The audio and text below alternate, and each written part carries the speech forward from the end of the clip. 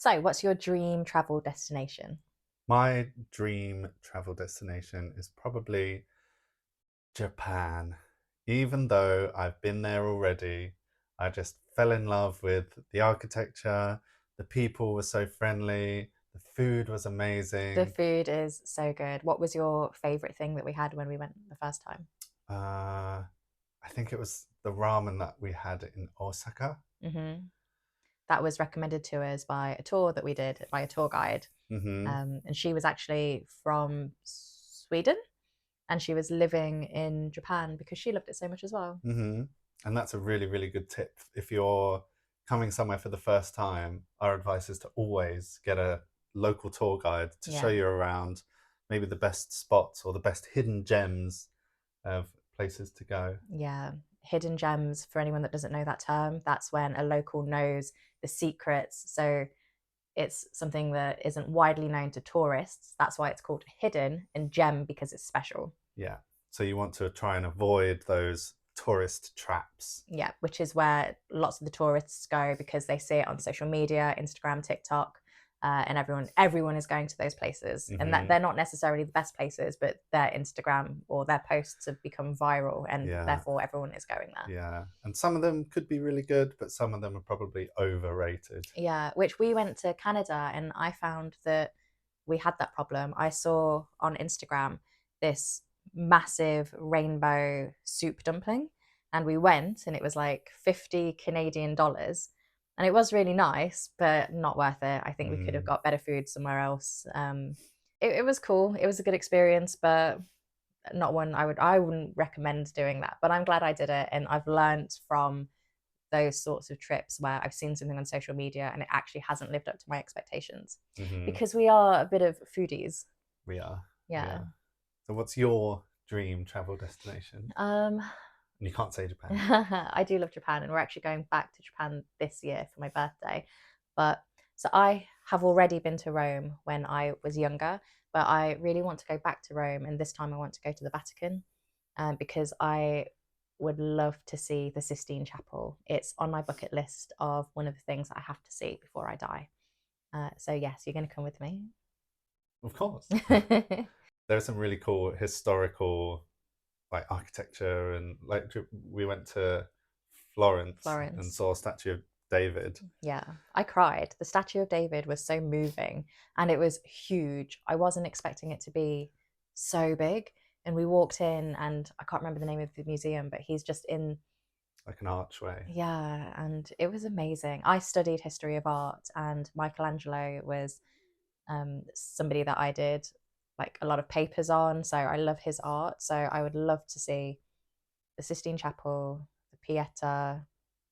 Yeah, I need to go to Rome and I need to go to the Vatican to see these works of art. And of course, in Italy, they have really good food. Oh, and gelato, their ice cream. It's so good. Oh, Fresh the pasta. pizza. We had an amazing, I don't know if you can remember, it was like a foot long pizza, Or wasn't it a meter? a Like meter. half a meter. They did it by like quarter meter, half meter, Yeah, and it was like on one half it was aubergine and sausage. and sausage, and the other half I can't remember what it was, like just a classic tomato sort of base, and it was so hmm good. Are there any other places on your bucket list that you want to go?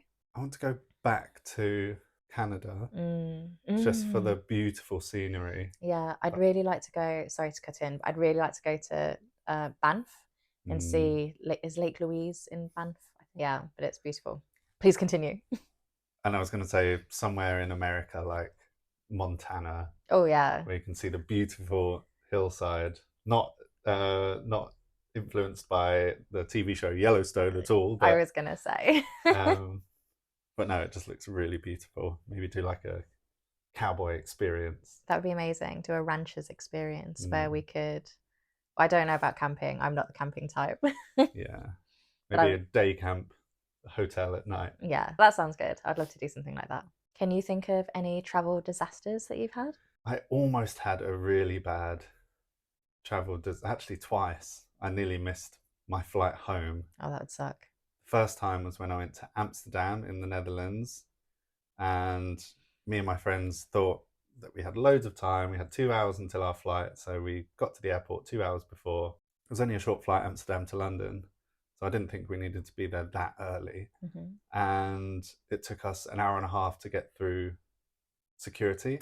And I'm sitting there looking at my watch like, oh my God, I'm going to be stuck in Amsterdam. And I Yeah. had work the next day. So I was really, really stressed out. And we ran to the gate. And this was like 5 minutes before the flight was supposed to take off. Yeah. That's so So stressful. in my mind, we'd already missed it. And I didn't want to run, but my friends made me run.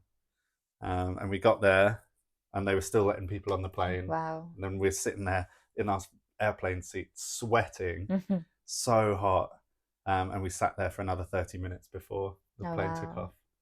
That's Um, so lucky that they hadn't taken off and closed the doors. What mhm. airline did you fly with? EasyJet, I think, Okay, or EasyJet. Ryanair.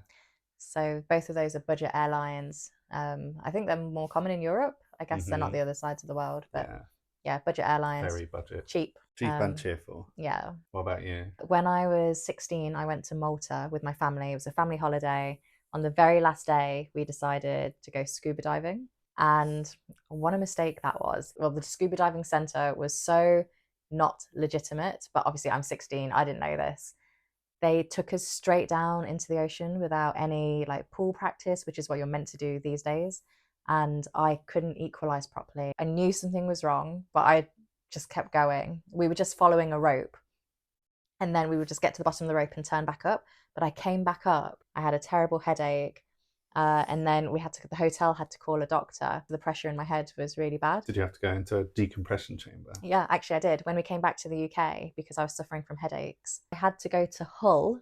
And at this point, I'm living in the Midlands, and Hull is up north, I think, to get put in a hyperbaric decompression chamber, which is this massive tank that you sit in, and it simulates pressure, doesn't it? yeah, they artificially can adjust the pressure. After that, I was all okay. It was crazy. That's way worse than my Yeah, almost missing my plane. it was horrible. But I think that's the only one I've had. I don't think I've missed a plane. Touch wood, I never miss a Didn't plane. you show up a week early or a day early to Oh yeah, the airport I did do once? that. I went to Spain, and um yes, coming home, I was like, "Come on guys, it's time to go." And it wasn't. We were at the airport a day early. We'd already checked out of the hotel. We ended up paying. I don't know. I was just so young and stupid, but we ended up paying for a flight that day because we'd lost our hotel. We couldn't check back into the hotel. So instead of paying And the for, holiday was over in your mind. yeah, so instead of paying for an extra night stay, paid to fly home a day early. How You did it. You crazy. did that the wrong way around. Yeah, I know. Oh dear. But yeah, other than those two things, I think I've been all good. Hmm. Fingers crossed. Touch wood. So, what's the biggest culture shock that you've had while traveling? Not so much culture shock, but jet lag is such a killer. Jet lag is, It's when you travel a long distance and your internal clock, your internal sleep rhythm mm, is still in the destination that you were before. So it could be 3 p.m. and you'll be absolutely knackered, mm, or 3 a.m. and you're completely awake. And it yeah, usually takes a few days to then catch up and readjust your rhythm. yeah. So yeah, not culture shock, but that is always something I struggle with, especially coming back to England after we've been to like America or Asia. I really struggle all week. I'm so tired, and at 7 o'clock, I'm like, bedtime. Yeah.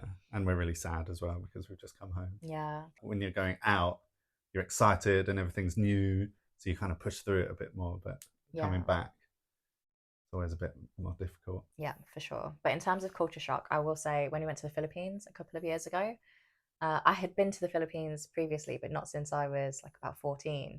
So when we went as adults, just getting in that taxi after leaving the airport, getting in the taxi, and then seeing the chaos, the roads. Mm. They have people that stand in the roads, like directing traffic. They had lanes of traffic, but nobody was using I them. Everyone was know. just interweaving and Yeah, and like people in England, people beep their car horn out of anger. But in mm-hmm. the Philippines, it's like a nice thing. It's Like like, beep beep. hello, I'm here. Yeah, exactly. Beep beep. I'm here. I'm gonna overtake you now. Please be careful. Yeah, how about you? What culture shock have you experienced? Probably when we went to LA Oh, in really? America, Mm-hmm. seeing the sheer amount of homeless people. Yeah, that's true. Because in London, where I grew up, we'd see maybe one, two people maximum, and they'd always be the same people that you'd see. But in Los Angeles, there were just so many, Yeah. and I could not believe my eyes. Yeah. Like every underpass, there'd be loads of homeless people.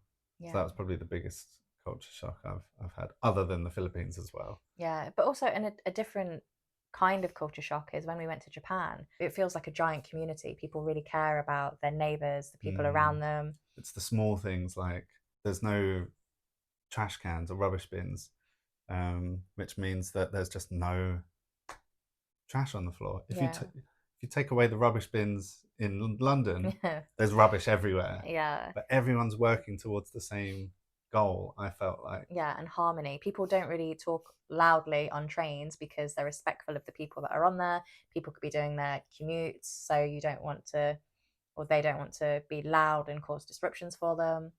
So I can understand why places like that are struggling with tourists, like really loud, Mm, obnoxious tourists. hmm Sorry. Which is why when we went to Japan, we learned all of these things before we went, so Yeah. that we were really respectful and we knew the do's and don'ts. So Yeah. that's maybe another tip for Yeah. traveling. Yeah. Anywhere you go, you want to see what the local culture is like and be respectful of it, Hmm. for sure. Yeah. And then I think to end, it would be good to talk about planning versus spontaneity. Like, how do you feel about that? Because I see you smiling. I am such a big planner. I have spreadsheets detailing, like, day zero is the day we take off. Day one is the day we get there, all the way through to, like, AM, PM, of yeah, course, different food slots. yeah. I mean, You love planning, I do love whereas I planning. love spontaneity. Yeah. I love just leaving my hotel without a plan, just pick a direction and walk and then see where you come across. Yeah, which I like too. But I think because we do a lot of traveling with groups, like we go the last 2 years of holidays, we've always been with lots of friends. 2 years? More like 5 years. Wow, really?